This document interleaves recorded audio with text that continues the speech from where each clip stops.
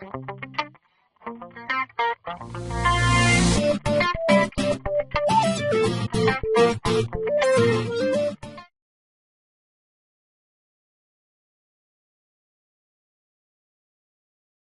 to creating a pivot table in Excel 2010.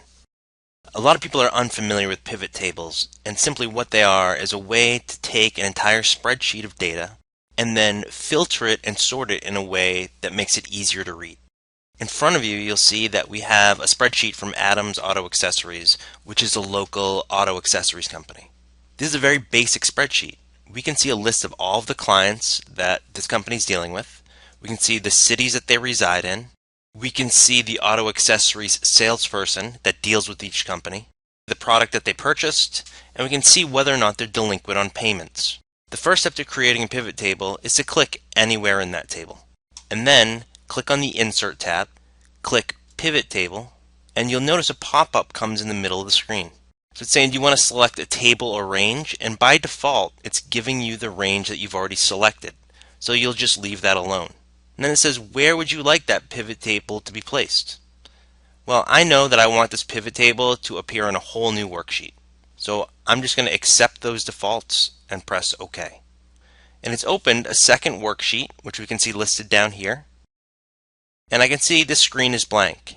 And it says, to build a report, choose the fields from the pivot table field list. And here's my field list over here. You may have questions about your spreadsheet, and we'll use the pivot table to answer those questions. The first question we may have is, how many companies are we currently working with, and what cities are they currently residing in? The way that I'll answer this question is by moving up to city and clicking and holding on city and dragging it down to my row label. And I see I've now created a set of labels, and these are all the cities that I'm working with. The next thing that I'm going to do is I'm going to choose company name. And I'm going to click and hold on that, and I want this to be my value. So how many companies am I working with? I'm going to drag it down, and it shows me that I have a total of 28 companies that I'm currently working in, and it shows how they're broken down by city. Now I may want to find some other information out. So I'm going to clear this pivot table. And the way that I do that is just by unclicking here.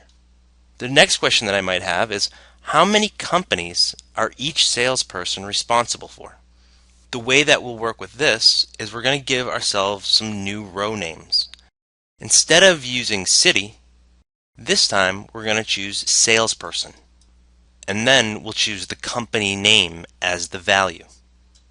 And I can see that this is a list of all of my current employees, and this is the number of companies that they're dealing with right now. And again, our total is 28. This is great. We know the total number of companies. We know how they're spread out among my employees. But we would also like to break this down by city again. So this time, I'm going to click and hold on city. And I'm going to make this a column label.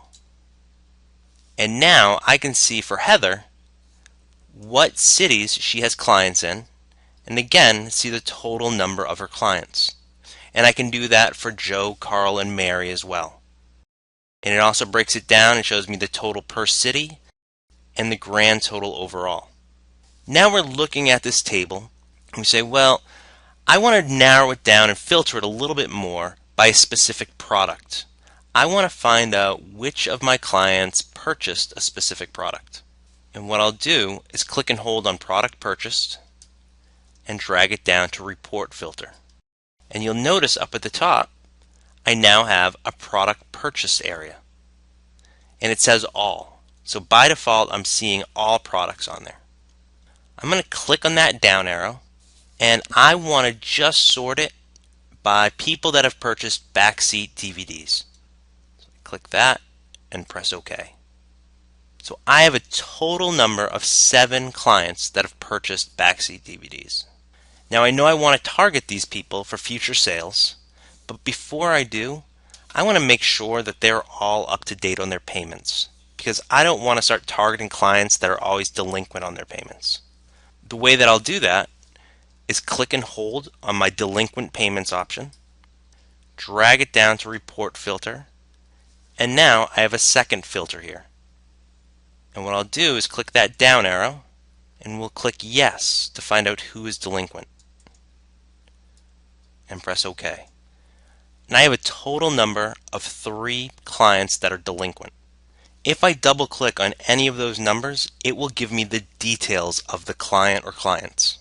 I want to see all 3 clients that are delinquent on payments. To do that, I'll double click on the 3. And these are the 3 clients that are currently delinquent on payments. So I know I should not target them in the future. This has been creating a basic pivot table in Excel 2010. Thank you.